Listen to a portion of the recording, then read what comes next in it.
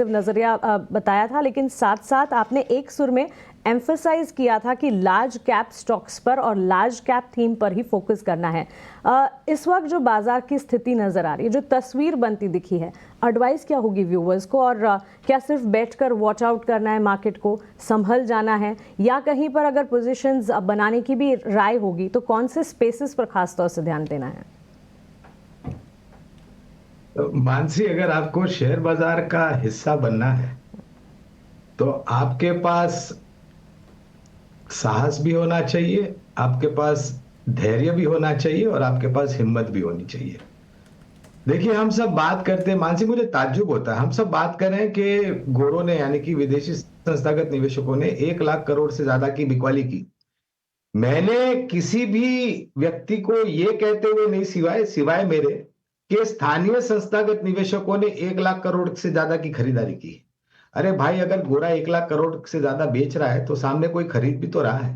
तो हम सिर्फ दो एक कहानी के सिर्फ एक हिस्से को देख रहे हैं, हम दोनों पहलुओं को नहीं देख रहे। मेरे ख्याल से अगर हम दूसरे पहलू को देखेंगे तो हमें सहानुभूति भी होगी, हमारे विश्वास को और दृढ़ता मिलेगी, और मेरे ख्याल से हमें वो हिम्मत की भी आदत हो जाएगी, जहां से हम एक कदम आगे बढ़ा करके, नहीं, मुझे निवेश करना है। और ये सही, मेरे ख्याल से पर्याप्त समय है। जिस प्रकार से हमने 10% के आसपास की गिरावट, मान लिए मानसी, ये देखिए आपके 1 लाख करोड़ से ज्यादा की बिकवाली हुई और हमारे शेयर बाजार में केवल मात्र 8 या 10% का करेक्शन हुआ है। तो हम किस बात की चिंता कर रहे हैं, मेरा प्रश्न ये है लोगों से।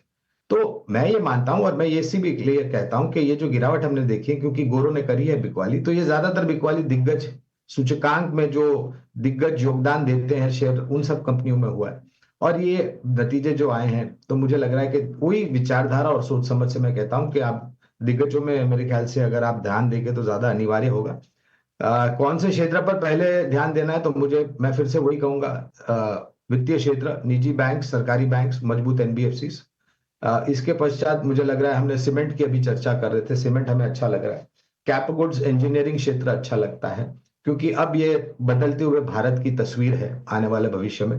आईटी क्षेत्र की अभी हमने चर्चा की, मानसी, जो प्रश्न पूछा गया था मुझसे।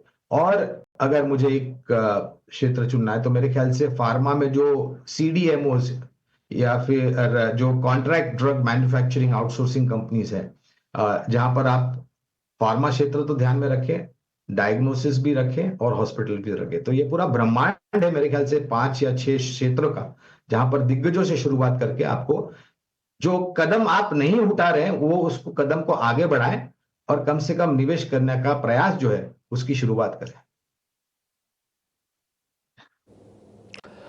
ठीक है, तो गरांग सर ने मोटा मोटी आपको मार्केट्स के अंदर कैसे सोचना है और कैसे अपनी व्यू पॉइंट को रखना चाहिए, ये इस पे